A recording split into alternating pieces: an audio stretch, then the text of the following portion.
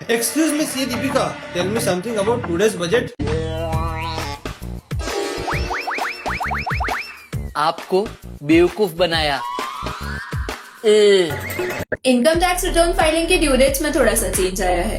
पहले individual tax payers जो ITR 1 and ITR 2 file करते हैं उनके लिए एप्लीकेबल ड्यू डेट तो वैसी ही है 31 जुलाई।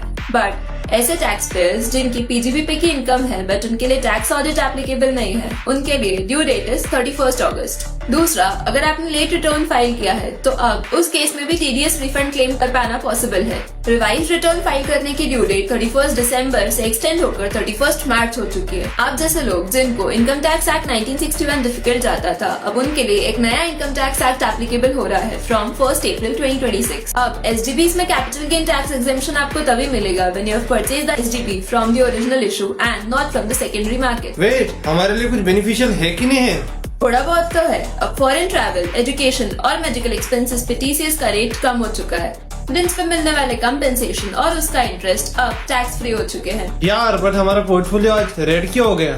हाँ, तुम ट्रेडर्स के लिए भी एक चेंज आया है। फ्यूचर्स और ऑप्शंस पे STT अब बढ़ा दिया गया है, बिल्कुल पिछले बार के जैसे।